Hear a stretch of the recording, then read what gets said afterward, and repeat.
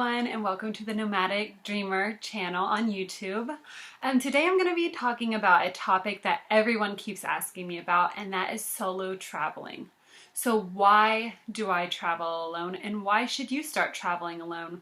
So I have many reasons why I do it, and I just love it. I just couldn't imagine anything different right at this point in my life. Of course, we're going to go through phases. We're going to want to travel with different people. But in this phase in my life, it has just been such a wonderful experience traveling by myself.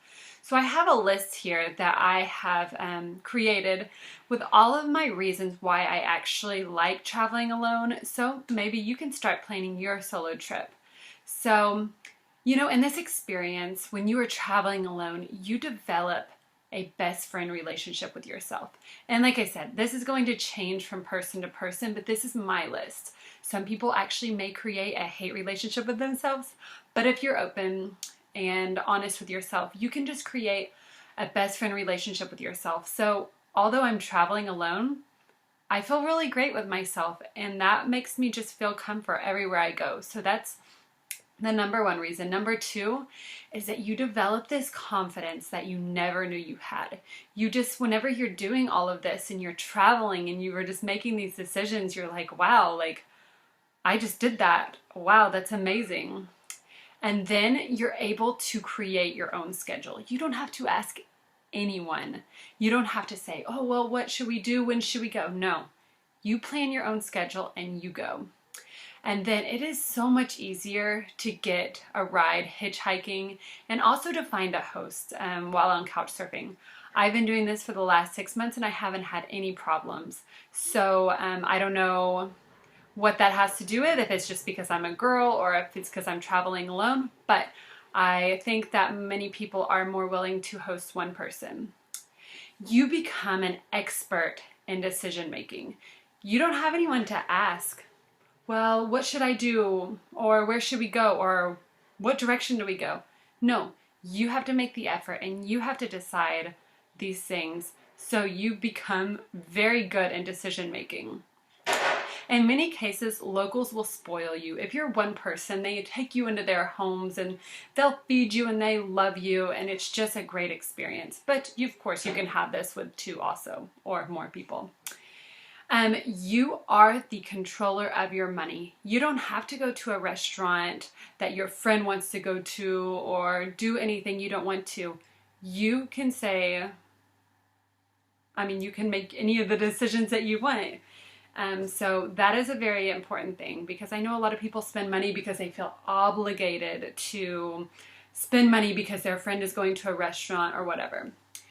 And the other thing is you get out of your comfort zone. You're forced to go meet people, to do things.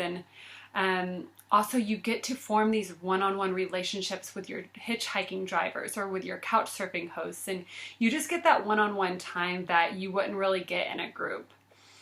And the last thing I want to say is you just get this feeling of accomplishment. I feel so amazing after doing this, because honestly, I just completed 6 months, every day hitchhiking, over 30 countries, over 170 cars hitchhiking, and I don't even know, like over 60 couch surfing hosts.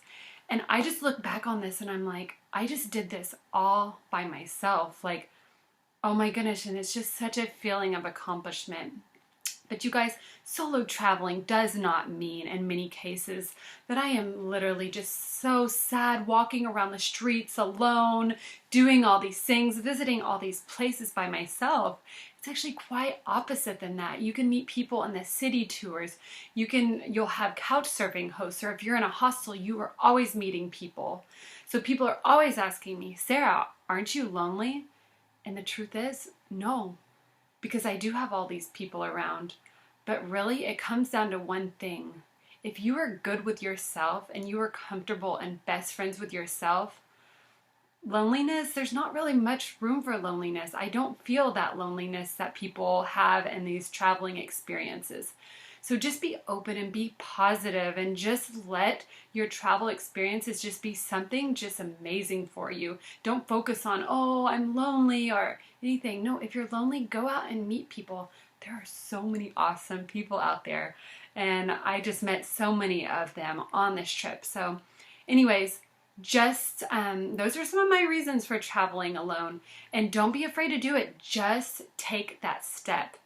And if you're a girl thinking, I don't know if I should go, if it's safe, listen, if I've hitchhiked this whole distance by myself, trust me, you can do it also. So anyways, don't forget to check me out on Facebook, and also check my site at www.thenomadicdreamer.com, and don't forget to subscribe. Thanks, and until next time, ciao.